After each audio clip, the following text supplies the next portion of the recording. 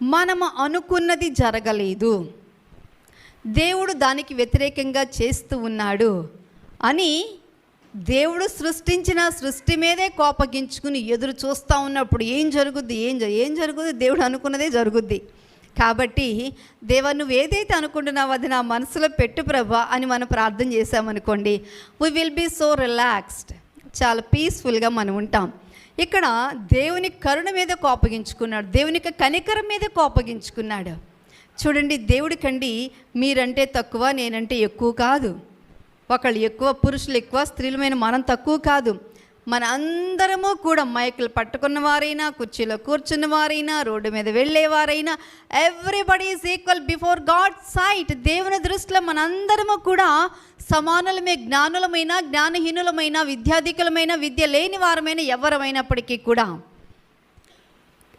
కానీ ఇక్కడ యోనా తను అనుకున్నాడు ఒకటి, ఇప్పుడు వీళ్ళు నాశనం అవ్వాలని కోరుకుంటూ ఉన్నాడు. దేవుడు ఎందుకు నాశనం చేస్తాడు? దేవుడు మరలా అవకాశాలు ఇస్తాడు. అట్లాగే ఈ నీనెవే పట్టణస్థులకు కూడా దేవుడు మరొక అవకాశం ఇచ్చాడు, మనకి కూడా అలాగే అవకాశం ఇచ్చాడు. మన గొప్పవారు మన డిసెంబర్ మాసంలోనికి రాలేదు.